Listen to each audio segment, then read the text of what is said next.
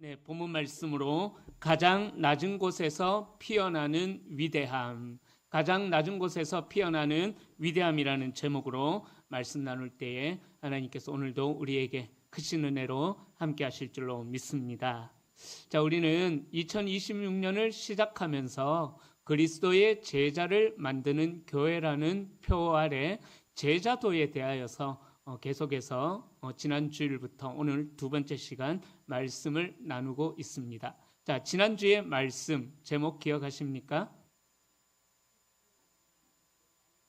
감사합니다. 빛으로 드러나는 제자의 삶. 제가 부제목도 한번 만들어 봤었죠. 그죠? 그리스도인 세상에서 맛과 빛이 되다. 우리는 이 땅을 살아가는 동안 그런 존재가 되어야 된다라는 것을 말씀드렸습니다. 오늘은 가장 낮은 곳에서 피어나는 위대함. 제가 또 제목을 또 하나 더 준비해 봤습니다. 거꾸로 된 나라의 비밀. 거꾸로 된 나라의 비밀이라는 제목을, 부제목을 달아봤는데요. 지난주도 그렇고 오늘도 부제목을 달고 나니까 이 부제목이 훨씬 더 마음에 드는 것 같습니다. 자, 상향여과라는 말이 있습니다. 상향여과. 이게 무슨 말이냐면은 우리 사람들은 누구나 다 더 높은 곳을 갈망하는 신분 상승의 욕구가 있다라는 것을 의미합니다. 그러니까 이 신분 상승의 사다리가 지배하는 무한 경쟁의 시대를 지금 우리는 살아가고 있다라는 거죠. 어떻게 보면은 우리는 태어나는 순간부터 이 보이지 않는 사다리에 놓여져 있다라고 생각할 수도 있습니다. 남보다 한 계단이라도 더 높이 올라가야 된다라는 그런 강박관념들, 또 다른 사람들보다 더 많은 권력을 가져야 된다라는 것, 명예를 가져야 되고 부를 가져야 된다라는, 그래야지만 비로소 우리가 가치 있는 존재가 된다라는 그런 강박관념들이 은연중에 우리에게 있는 것 같습니다. 그래서 사람들은 어찌 보면은 더 높은 곳으로 올라가야지만 우리가 대접을 받고 인정을 받으면서 살아간다라는 생각이 우리 심령 골수에까지 사무쳐서 그 가치관에 지배를 당하면서 살아가고 합니다. 그래서 우리는 가끔 이런 종류의 생각들을 하곤 하죠. 나는 지금 내 인생의 사다리에서 어느쯤에 서 있을까? 이런 생각들을 한 번씩 해봅니다. 저도 역시 담임 목회를 하면서 과연 제가 서 있는 이 자리는, 제 인생의 사다리가 있다면 과연 어디쯤에 있을까? 저도 모르게 한 번씩 이런 생각을 할 때가 있습니다. 어찌 보면 인류의 역사는 이 사다리 오르기의 역사였다라고도 이야기할 수가 있을 것입니다. 성경 당시 예수님 시대 때 로마가 지배했던 이 시대에는 유대인들은 특별히 그 사다리라는 것이 있다면은 사다리의 가장 밑바닥에서 짓밟히면서 인생을 살아왔던 그런 자들이었습니다. 그래서 언젠가 메시아가 오셔서 이 사다리를 뒤집고 자신들을 꼭대기에 올려놓아줄 그날만을 고대하면서 유대인들은 그 로마의 지배 아래 견뎌 나갔다라는 거죠. 자, 오늘 본문에 등장하는 제자들도 그런 기대를 품고 예수님을 따랐습니다. 예수님이 이 땅에 오셔서 하셨던 일이 무엇입니까? 가장 큰 기적은 죽은 자도 살리는 그런 기적을 행하셨지 않습니까? 오병이어 물고기 2마리와 떡 5개로 5,000명이 넘는 인원이 먹고도 12광주리가 남는 기적을 행하셨잖아요. 자, 그런 기적을 행하시는 예수님이라면은 우리가 한번 믿고 따라봐야 되겠다. 우리를 지배하는 로마 군대들은 예수님 앞에는 아무것도 아니구나. 당시 이 로마의 지배 아래 있던 이스라엘 백성들은요, 바로 예수님을 통하여서 신분 상승을 꿈꾸는, 어찌 보면 예수님을 황금 티켓처럼 여겼다라는 사실입니다. 자, 그런데 오늘 본문은 우리에게 동상이몽을 보여주고 있습니다.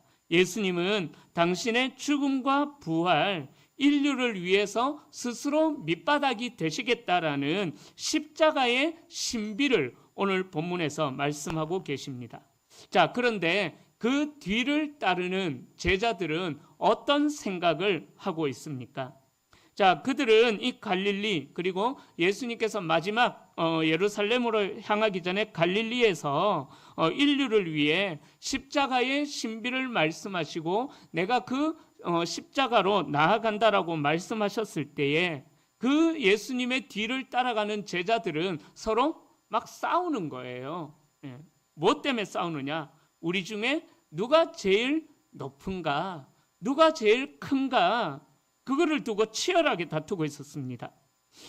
제자들을 가르치셨던 스승님께서는 십자가라는 죽음을 향해서 내려가고 있는 길을 선포하고 있는데 제자들은 오히려 보좌로 올라가는 길, 높은 곳으로 올라가는 길 때문에 싸우고 있다라는 거예요.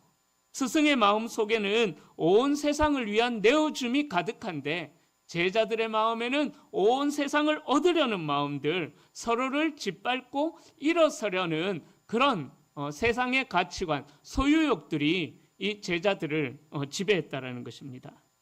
이것이 바로 우리 교회가 올해 표어로 세운 그리스도의 제자를 만드는 교회를 세워가면서 정말 고민해야 될 문제인 것입니다. 우리는 주님을 따른다고 말하면서도 여전히 세상이 준 그 사다리를 늘 등에 짊어지고 살아가는 것이 아닐까 생각을 해봅니다. 어찌 보면은 내 열심과 내 헌신마저도 사람들에게 인정을 받고 높임을 받으려는 그러한 욕구로 사용하고 있는 것은 아닌가 생각을 해봅니다. 그러나 오늘 말씀에서 주님은 제자도의 전혀 새로운 차원인 낮아짐의 신학을 우리에게 제시하고 있습니다. 오늘 말씀을 통해서 우리 안에 있는 세속적인 욕망이 깨어지고 가장 낮은 곳에서 피어나는 하나님 나라의 진정한 위대함을 발견하고 또 도전받을 수 있는 시간이 될 수 있기를 축복합니다. 자, 첫 번째로 오늘 본문에서는 제자들의 오해에 대하여서 말씀합니다. 십자가의 복음을 권력의 도구로 생각했던 제자들의 오해에 대하여서 이야기합니다. 자, 오늘 본문은 우리 주님께서 유대의 가장 북단인 갈릴리를 지날 때 있었던 사건입니다. 자, 갈릴리 어떤 곳이었을까요? 자, 이 갈릴리라는 지역은요, 우리 예수님께서 활동하셨던 사역의 중심 무대였습니다. 이 갈릴리에서 많은 사람들을 가르치셨고 온갖 병자를 고치시는 일도 행하셨습니다. 귀신도 쫓아내는 일을 하셨습니다. 또 이 갈릴리에서 수많은 사람들이 예수님을 믿고 따라다녔습니다. 자, 이 추억은 예수님에게 뿐만 아니라는 사실입니다. 제자들에게 있어서도 갈릴리는 추억이 많은 장소였습니다. 이 갈릴리에서 제자들은 주님을 만나서 주님의 제자로 살기를 결단했습니다. 또한 광풍으로 인해서 죽을 뻔하다가 주님의 말씀 한마디에 바다가 잔잔해지는, 갈릴리 호수가 잔잔해지는 그런 기적도 경험했습니다. 또 베드로는 어떻습니까? 그 갈릴리 호수를 평지처럼 걸었던 그런 기적도 경험했습니다. 오병이어의 기적도 갈릴리에서 경험했습니다. 자, 이렇게 갈릴리는 제자들에게 수많은 간증거리들을 가지게 한 영광의 장소였습니다. 자, 주님과 제자들이 그 추억이 많은 또 기적의 현장이었던 갈릴리를 지나고 있었습니다. 이때 제자들의 마음은 어떠했겠습니까? 아마도 제자들은 자기네들끼리 흥분해가지고 막 이런저런 이야기를 나누지 않았을까요? 그 중에 특별히 베드로는 너네 바다 위로 한번 걸어봤냐? 나는 걸어봤어 하면서 얼마나 자기 자랑을 했겠습니까? 그죠? 예. 그러나 30절에 보면은요, 자기네들끼리 흥분해서 이런저런 많은 이야기를 했을 것 같은 그런 분위기 속에서 30절에 보면은 주님께서는 이런 영광의 장소인 갈릴리를 아무도 몰래 조용하게 지나가기를 원하셨다라고 말씀합니다. 왜 그러셨겠을까요? 우리 주님께서는 많은 무리들을 가르친 적도 있지만 이번에는요, 오직 집중 제자 훈련을 하기 위함이었다라는 사실입니다.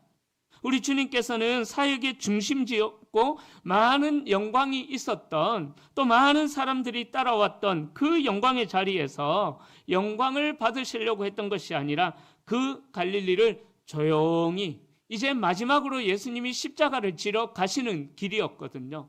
이 십자가를 지러 가시는 길에 조용히 예수님은 그 갈릴리를 지나가기를 원하셨습니다. 그러면서 아무에게도 방해를 받지 않기를 바라시면서 제자들에게 가르치시려고 하셨던 한 가지가 있었던 거예요. 그것이 뭐냐 하면은 31절입니다. 인자가 사람들의 손에 넘겨져 죽임을 당하고 죽은 지 3일 만에 다시 살아나리라. 주님께서는 예루살렘에서 되어질 일에 대하여서 제자들에게 가르치기를 원하신 것입니다. 바로 십자가와 부활에 대한 가르침이었습니다. 그런데 당시 유대인들이 기다리던 메시아는 이렇게 십자가에 비참하게 죽임을 당하는 그런 메시아가 아니었습니다.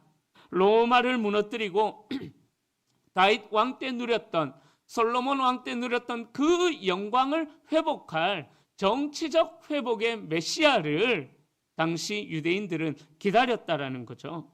제자들도 마찬가지였습니다. 제자들이 기다렸던 메시아는 십자가를 지는 메시아가 아니라 전쟁에서 승리하는 전쟁 영웅과 같은 그런 메시아를 제자들은 기다렸다라는 것입니다. 이제 이 전쟁 영웅이신 예수님이 예루살렘에 마지막으로 입성하시게 되면 자신들은 좌의정 한 자리, 우의정 한 자리, 영의정 한 자리, 이조 판사 한 자리, 하여튼 그런 한 자리씩 차지할 것만 꿈꾸고 있었다라는 사실이죠. 그러다 보니까는 예수님께서 이 31절 십자가와 죽음과 부활을 가르치실 때에 제자들은 들으려고도 하지도 않았습니다. 이해할 수도 없었습니다. 정확히 말하자면은 이해하고 싶은 마음조차 없었을 것입니다. 그런 제자들의 상태를 32절은 적나라하게 묘사하고 있습니다. 그러나 제자들은 이 말씀을 깨닫지 못하고 묻기도 두려워하더라.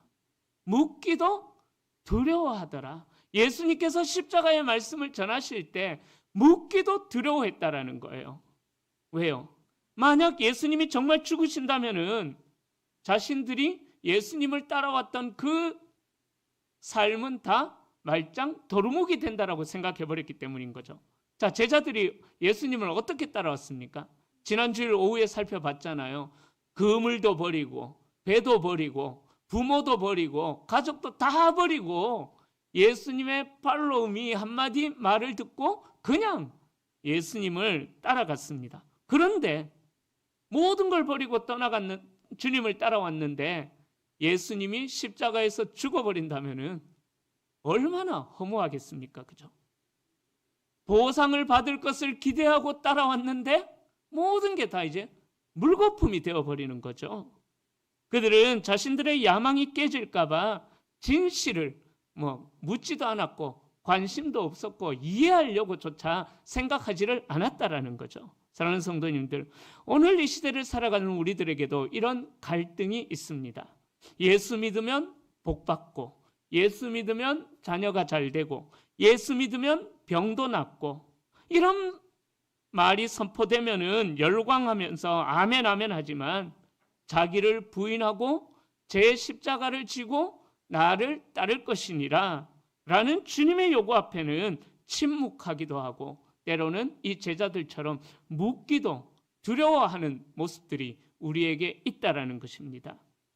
사랑하는 성도님들, 십자가라는 것은요, 단순히 우리 목에 거는 장신구가 아닙니다. 그것은 우리의 자아가, 우리의 고집이, 우리의 인간적인 소망이 죽는 곳이 바로 그 사형 틀이 바로 십자가인 것입니다. 여러분, 우리가 원하는 복음은 십자가의 복음이 되어야만 합니다. 그런데 우리가 원하는 복음은 어떻습니까? 십자가의 복음을 원하는 것이 아니라 영광의 복음만을 우리는 원합니다.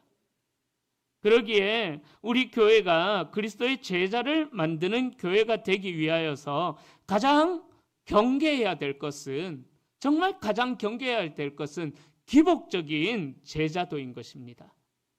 예수님을 따라가면은, 예수를 믿으면은 복 받는다.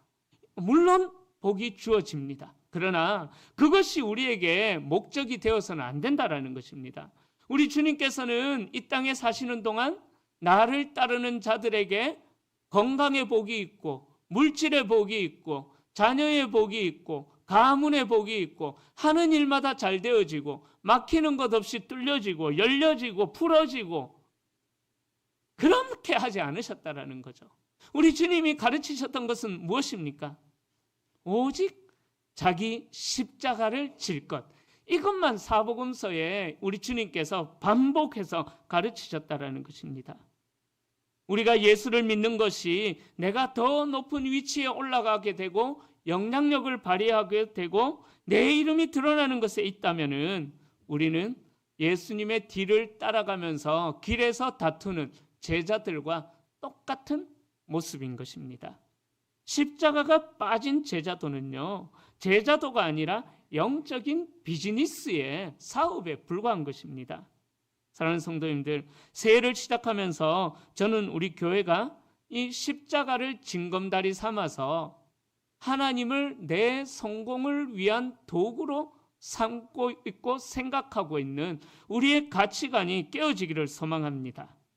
십자가 아래에서 내가 주님과 함께 죽어지는 것, 그래서 주님과 함께 다시 부활하는 참된 생명을 누리는 정말 예수 그리스도의 제자들이 되시기를 축원합니다. 세상의 성공이라는 가짜 왕관을 내려놓고요, 주님의 고난이라는 영광스러운 그 면류관을 향해서 이 한 해 달려나가는 우리 성도님들이 되어주시기를 소망합니다. 자, 두 번째로요, 동상이몽을 꿈꾸는 제자들에 대하여서 말씀합니다. 하나님 나라의 위대함은 위를 향하는 것이 아니라 아래를 향한 있다라는 것을 이야기합니다. 자, 가버나움의 한 집에 도착했을 때에 주님은 제자들에게 물어보십니다. 33절이죠. 너희가 길에서 서로 토론한 것이 무엇이냐? 자, 이 질문에 예수님의 제자들이 선뜻 대답하기가 어려웠습니다. 왜요? 부끄러웠기 때문이죠.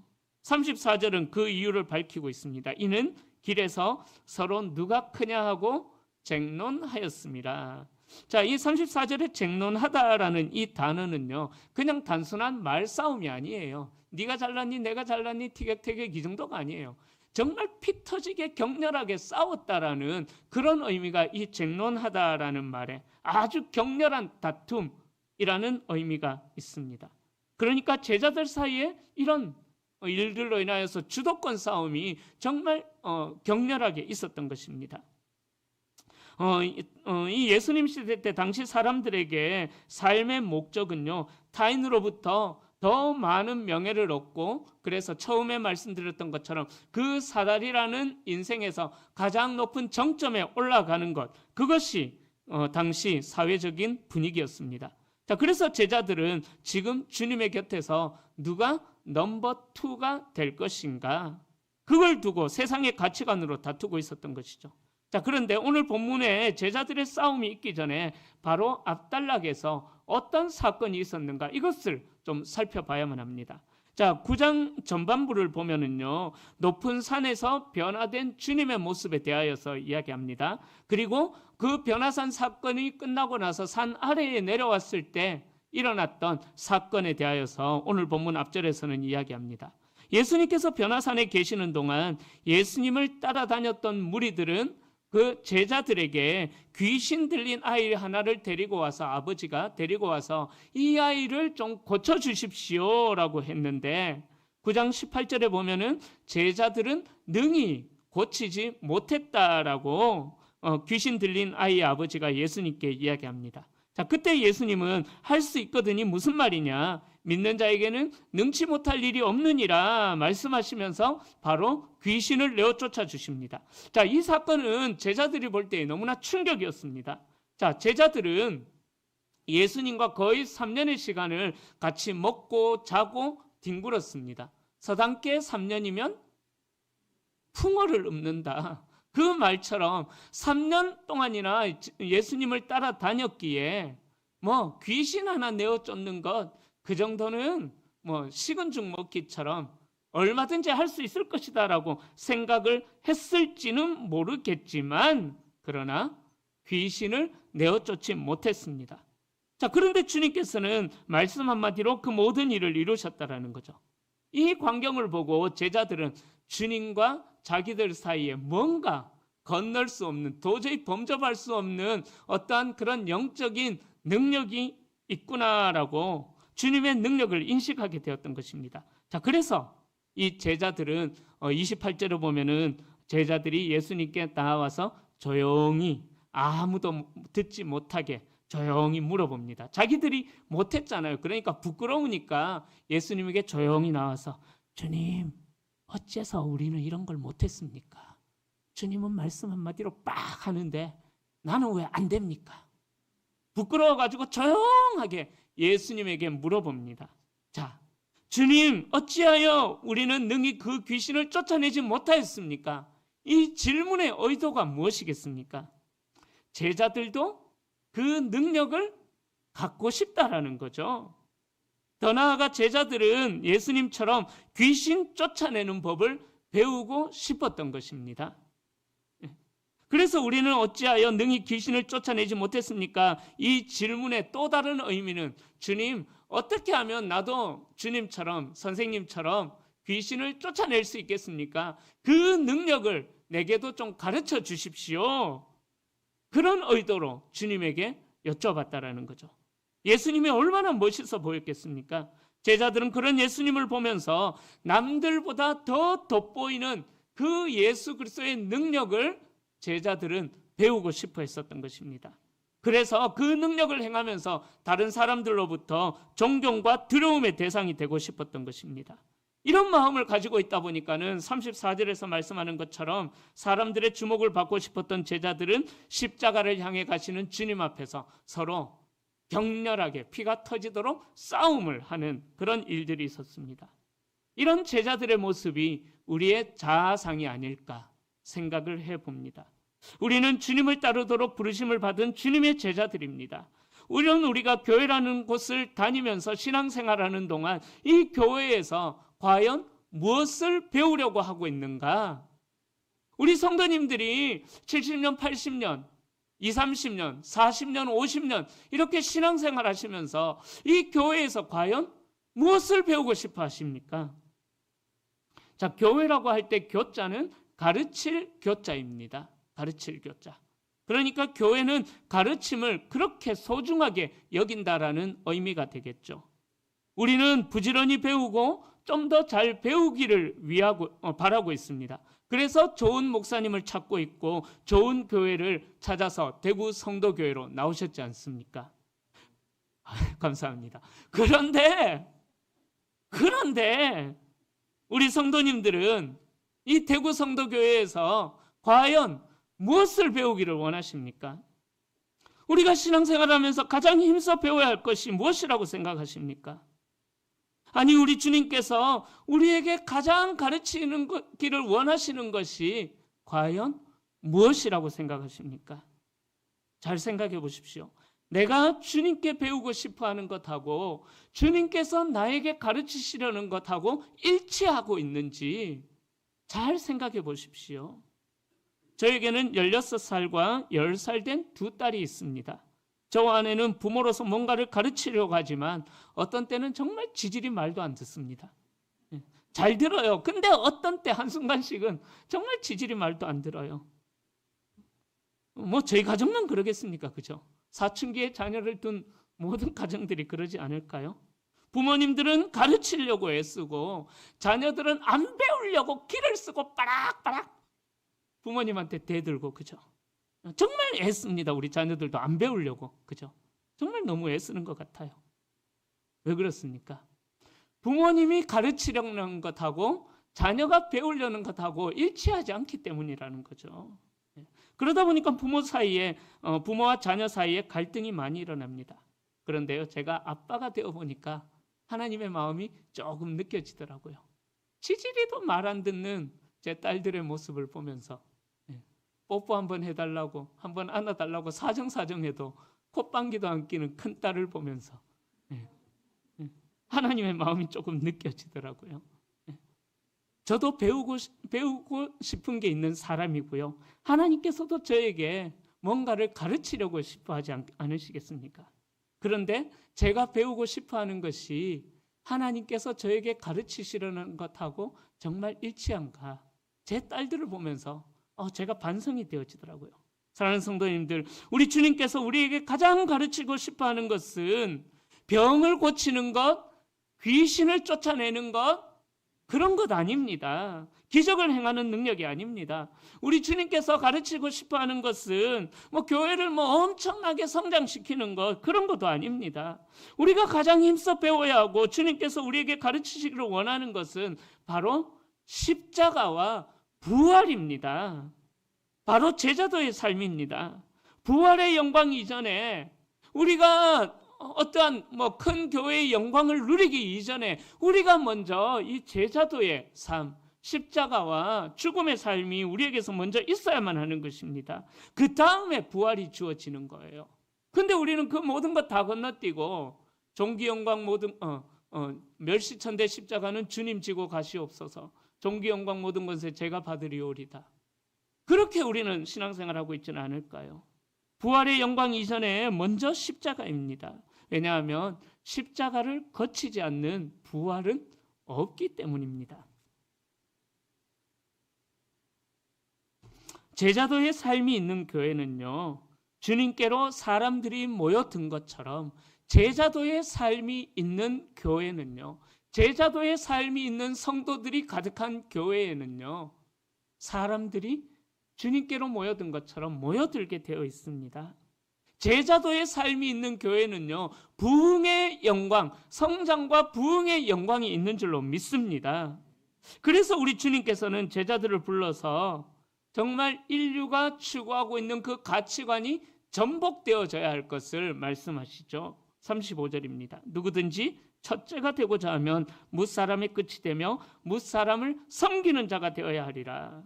우리 주님은 제자들에게 높아지려고 하는 욕망을 버려라고 말씀하시지 않으셨어요. 대신 위대함의 기준, 큰 사람의 기준은 바꾸어 버리신 것입니다.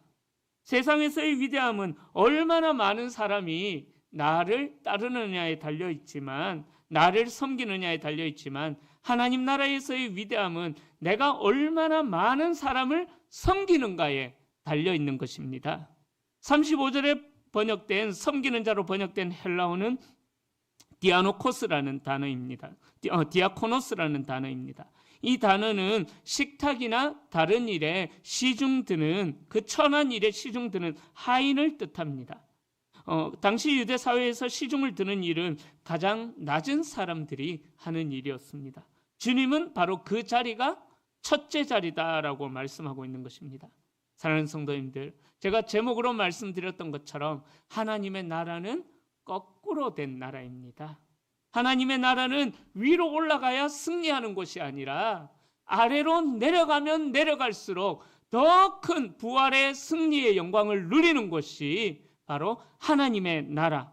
그것이 바로 우리 교회가 이루어야 할, 또 살아내야 할 제자도의 핵심인 원리인 것입니다. 사랑하는 성도님들, 우리 교회 안에서 누가 가장 큰 자입니까? 제가 예전에 사역할 때 그 부목사님 중에 딸 중에 하나가 교회가 크다 보니까는요, 그 건물의 사장님이 담임 목사인 줄 알았나 보더라고요. 네. 부목사님 자녀 하나가. 교회에서 누가 가장 큰 자입니까? 목사일까요? 장로님들일까요? 그렇죠. 하나님입니다. 하나님. 그렇죠. 주님의 기준에 따르면은요, 우리 교회에서 가장 큰 자는 누구냐 하면은요, 가장 낮은 곳에서 성도들을 섬기는 자들, 이름도 없이 빛도 없이 식당에서 이 예배의 자리에 현장에 올라오지도 못하고 1층에서 예배 드리면서 밥 짓고 있는 우리 권사님들, 또 방송실에서 수고하는 자들, 또 교육부서에서 아침 일찍부터 나와서 말도 안 듣는 그 어린애들 데리고 가르치겠다고 애쓰고 있는 우리 교사분들, 이런 분들이 눈물로 기도하며 섬기는 그 사람이 우리 교회에서 가장 큰 자가 되는 것입니다. 참된 성도는 그리스도의 십자가를 배우는 사람입니다. 성도라 하면서 십자가를 배우지 못한다면 성도가 아니죠. 그러기에 그리스도의 제자를 만드는 교회는요, 대접받는 리더를 길러내는 곳이 아니라 섬기는 종을 길러내는 곳이어야만 합니다. 그래서 저는 우리 교회 장로님들이 참 좋습니다. 너무 귀하셔요. 오늘 우리 부목사님이 부임 인사를 했는데 어제 우리 장로님들이 부목사님 사택을 하루 종일 또 청소하러 가셨어요. 이사하기 전에 장로님들이 사택 청소를 다 해주셨어요. 또 교역자실 들어와 보신 분들은 알겠지만 리모델링을 했습니다. 아침부터 저녁 늦은 시간까지 하루 종일 혼자서 교역자실을 막 이리 뒤집었다 저리 뒤집었다 하면서 깔끔하게 만들어 주시려고 장로님 한 분이 혼자서 다 정리하셨습니다. 며칠째 지금 수고하고 계십니다. 장로님들뿐만이겠습니까? 정말 보이지 않는 곳에서 눈물 흘려가며 섬겨주시는 우리 성도님들, 1인 4역 5역 하시면서 섬겨주시는 성도님들, 또 저는 은퇴를 했지만 목사님 올해 어디서 섬겨볼까요? 여쭤봐 주시는, 물어봐 주시는 우리 은퇴하시는 권사님들, 집사님들, 이런 성도님들이 계셔서 저는 우리 대구 성도교회가 정말 너무 좋습니다. 저는 막 자랑해요. 작은 교회이지만 대형 교회가 부럽지 않습니다. 사랑하는 성도님들, 우리 주님의 모든 가르침은 십자가에서 완성되어졌습니다. 그러기에 우리가 이 십자가의 길을 걸어가지 않는다면 아무리 감동적인 삶을 살아간다고 할지라도 십자가가 빠져버리면요 그냥 연극에 불과한 것입니다. 요나단 에드워즈 목사님이 이런 이야기를 했어요. 참된 성도와 가짜 성도를 구분하는 기준이 있는데 이렇게 이야기합니다. 능력은 구하면서 주님의 마음을 구하지 않고, 능력은 구하면서 십자가를 구하지 않는 성도는 가짜다, 이렇게 이야기했습니다. 사랑하는 성도님들, 성도의 성도됨은 십자가에 있습니다. 세상은 우리에게 사다리를 타고 더 높이 올라가라라고 가르치고 있지만, 우리를 재촉하지만, 성공해라, 높아지라, 남을 밟고 일어서라라고 세상은 우리에게 가르치지만, 그러나 주님은 내려가라, 끝까지 내려가라, 지하 1층, 2층, 3층, 4층 파고서라도 내려가라, 우리 주님은 그렇게 말씀하신다라는 거죠. 사랑하는 성도님들, 이 한 해를 시작하시면서 무엇을 위해 기도하고, 무엇을 위해 눈물 흘리고, 무엇을 배우시겠습니까? 이 26년 한 해가 우리 성도님들의 삶의 목표가 어떻게 하면 높아질까가 아니라 어떻게 하면 낮아질까, 어떻게 하면 더 섬길 수 있을까, 그런 가치관의 전복의 역사가 일어나기를 축원합니다. 축원합니다. 그 낮은 자리에 주님이 계시기 때문인 거예요. 그 낮은 자리에 하나님의 진짜 보화가 있기 때문입니다. 그래서 주님은 세 번째로 제자적 환대를 가르쳐 주십니다. 힘없는 자를 영접하는 것이 곧 주님을 영접하는 것이다라는 것을 우리에게 가르쳐 줍니다. 주님은 이 제자도의 가르침을 눈에 보이는 한 장면으로 완성하십니다. 36절에 보면은요, 어린아이 하나를 데려다가 그들 가운데 세우시고 안으시며 제자들에게 이르시되. 우리는 어린아이들을 볼 때 순수함이나 귀여움다 그렇게 생각하지만 예수님 당시 때 어린아이들은요 전혀 다른 의미를 가졌습니다. 어린아이는 아무런 법적 권리도 없었고요, 사회적 지위도 없는 그러한 존재였습니다. 아버지가 버린다면은 아무 말도 못하고 버림을 당하는 그런 자들이 어린아이였습니다. 그러니까 누구에게도 도움도 되지도 않고 힘도 없고 보답할 능력도 없는 가장 미천한 존재의 대명사가 바로 어린아이였습니다. 그런데 주님은 그 보잘것없는 어린아이를 품에 안으시고 선포하십니다. 37절, 누구든지 내 이름으로 이런 어린아이 하나를 영접하면 곧 나를 영접하는 것이다. 이것이 바로 그리스도의 제자가 세상을 대하는 환대, 제자적 환대의 삶이고 모습이다라는 것입니다. 우리는 보통 누구를 환대하고 대접합니까? 나에게 유익을 줄 수 있는 사람, 영향력이 있는 사람, 나중에 나에게 보답할 수 있는 사람, 그 사람을 좋아하고 환대합니다. 이것이 세상의 방식이죠. 그러나 주님의 제자는 나에게 아무것도 줄 수 없는 사람, 사회적으로 소외된 사람, 보잘것없는 어린아이와 같은 사람을 환대하는 사람이 천국을 소유할 것이다 라고 말씀합니다. 왜냐하면 하나님 나라는 그처럼 가치 평가의 기준이 완전히 다른 나라이기 때문인 것입니다. 그런 성도님들, 이제 말씀을 정리합니다. 26년 우리 교회는 그리스도의 제자를 만드는 교회라는 표어로 한 해 달려갈 것입니다. 우리 교회가 집중해야 할 사역이 무엇일까요? 우리는 우리끼리 행복한 공동체가 되어서는 안 됩니다. 우리 교회의 문턱은 정말 낮고 낮아져야만 합니다. 이 시대의 어린아이들과 같은 낮은 영혼들을 향해서 낮춰져야만 합니다. 소외된 독거노인들, 상처 입은 청소년들, 가난한 이웃들, 또 다문화 가정에서 멸시받고 있는 그 외국인들, 또 외국인 근로 노동자들, 또 영적으로 갈급하여 방황하는 영혼들, 그들을 영접하는 것이 바로 우리 교회가 해야 되는 일임을 기억하시기를 바랍니다. 제자는 사람을 수단으로 보지 않죠. 제자는 모든 사람 안에서 주님의 형상을 발견합니다. 그분들에게 따뜻한 말 한마디를 건네고 그분들의 필요를 채워주는 삶, 그것이 바로 오늘 본문 마가복음 9장이 말하는 제자의 길이며 우리의 가정과 삶의 주님을 모셔드리는 길인 것입니다. 그러기에 사랑하는 성도님들, 이 한 해 주님을 따라가면서 어떤 대화들을 서로 간에 주고받으시겠습니까? 제자들처럼 서로 짓밟고 서로 막 조롱하고 서로 비판하고 네가 뭐 그렇게 조롱하면서 이 한 해를 살아가시겠습니까? 아니면은 내가 더 섬길게, 내가 더 희생할게, 나를 밟고 일어서 그게 내 기쁨이야, 이런 삶을 살아가시겠습니까? 저는 오늘 말씀을 통하여서 여러분들에게 세 가지의 당부를 드립니다. 십자가의 복음을 붙드십시오. 십자가의 복음을 붙드십시오. 그리고 사다리 끝으로 내려가십시오. 그리고 가장 작은 자를 영접하십시오. 그렇게 할 때에 우리 교회는 비로소 세상을 치유하는 제자 공동체가 될 것입니다. 이 말씀을 기억하셔서 주님의 발걸음에 우리의 마음을 맞추는 한 해가 될 수 있기를 소망합니다.